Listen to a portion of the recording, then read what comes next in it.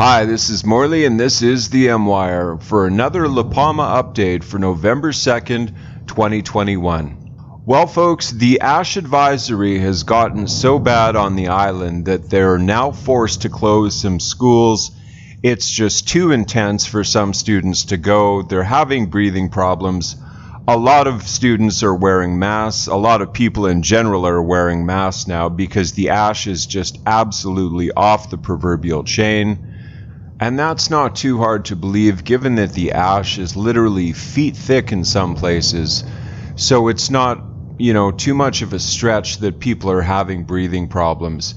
If I were on La Palma right now, I certainly would be wearing a mask for sure and goggles, just like bushcraft bear wears, because it's that bad in some places. It's just stark reality at this point. Here's a picture of a cemetery to illustrate exactly what I'm talking about. So you can see the graves, and literally there's 2 feet of ash up to the grave for the crosses there. I mean, this is absolutely insane. Like, this isn't going to go away with a rainstorm, and La Palma isn't exactly known for getting a lot of rainfall. So ultimately and eventually, there's going to be a lot of cleanup involved just to, shovel this ash and do something with it, like dump it in the ocean or whatever you do with it. But as you can see, like this is quite a lot just for a cemetery. I'm going to get into this article here specifically about the ash because it goes into more detail and whatnot. But this is probably for the residents of La Palma right now. Well, obviously the lava flows are bad too, but the air quality is what's most concerning for the residents of La Palma. The volcano in La Palma destroyed new territories yesterday not affected by lava until now, but they are going to complicate access to Porto Nios and continued for the 3rd consecutive day to bury the Ariane Valley in ash, whose schools have suspended classes today for this reason. The situation is being caused by an intense release of gas by the magma, and the volcano is emitting, explained Carmen Lopez, spokesperson for the scientific community, PALMA. The large ash cloud, which in addition to worsening air quality, forcing Binter to suspend scheduled flights with the La Palma during yesterday afternoon, and to make matters worse, the weather conditions forecast for today will make it difficult for the La Palma and La Gomera airports to operate, according to Lopez. In addition, the person in charge of the volcanic surveillance network of the IGN indicated that the great emission of ash has caused the air quality in the Fuencaliente and Puentagorda stations to be extremely unfavorable. A high amount of suspended particles was also recorded in Los Llanos, where air quality was extremely unfavorable yesterday afternoon. This situation will continue today because of low altitude of the thermal inversion will prevent the dispersion of the cloud. For this reason, classes have been suspended in schools and colleges in the municipalities of El Paso, Los Llanos, Tazacorte, Tijiraf, Puentagorda, with lessons will be taught remotely by Zoom. The other situation that worries PALMA is the appearance of a new lava stream fed by a large contribution of lava which is running west after skirting the mountain of Cogote to the north. We have a spill in emission point 11 that threatens to cut off one of the 2 access routes to Porto Nios, and the technical center of PALMA, Miguel Angel Morquende, who pointed out this new flow is located 200 meters from the LP 211 coastal road. So as you can see, folks, like the ash is a very serious thing. The fact that they're even canceling school classes as a result of it, this is absolutely no joke, the air quality on La Palma, and it's getting worse by the day as it would seem. Morquende warned that the impossibility of using this route will significantly complicate the tasks for irrigating the crops in that area and also for the daily access of workers to the temporary desalination plants installed in the Canary Islands government. For his part, Lopez confirmed that seismicity has dropped slightly in great depths and remains stable at intermediate depths. In fact, from midnight to 8 p.m. today, the IGN recorded some 150 earthquakes on La Palma exceeding the number recorded the 2 previous days, which 100 earthquakes were detected each day.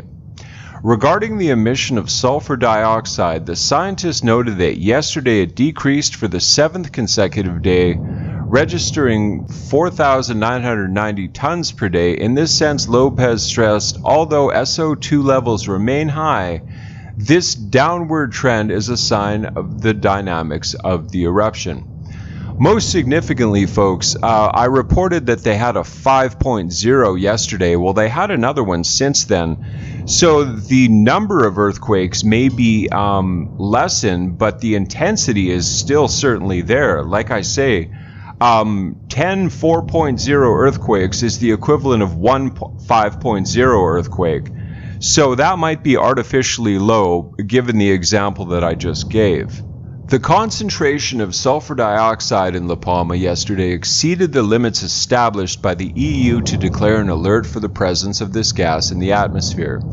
This is the 3rd time this threshold has been exceeded since the eruption began.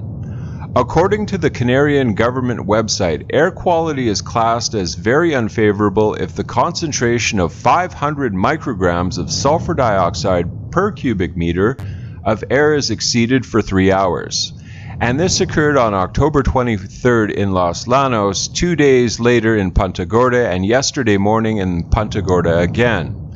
The Ministry of Health is advising the population that the increase in sulfur dioxide will irritate eyes, mucous membranes in the skin, in addition to causing breathing difficulties, so precautions must be followed by wearing masks and staying inside as much as possible. So this is a very real threat, folks. This is absolutely no joke, the health issues that are arising as the result of La Cumbre Vieja erupting. Now, I'm going to get into an article here that was initially posted in 2017. This is not a long article, but it shows unbiased because there seems to be a little bit of division right now in the scientific community about the likelihood of a landslide. Now, this article is significant simply because it was published initially but republished today in 2017 because it's basically unbiased, because in 2017 there was no eruption. So this is what the scientific community thought in 2017 in regards to the landslide. On 19 September, lava burst out of the crack in Cumbre Vieja volcano in La Palma and followed down the mountain and through villages. Jets of red-hot liquid and ash were thrown into the air and lava destroying everything in its path. Villages, schools, and hundreds of homes were consumed before the lava reached the sea 10 days later. The volcano has now been erupting for 6 weeks, most recently spewing large amounts of ash over the island on Saturday. A total of 2,400 hectares of land has so far been covered, according to data from the European Union's Satellite Monitoring Service. It's nothing unusual. La Palma has a long history of volcanic activity, having erupted 8 times since the Spanish kept keeping records in the 15th century, with more likely to have occurred before.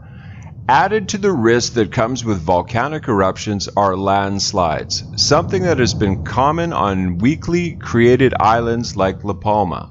The possibility was explored during Naked Science's documentary Landslides.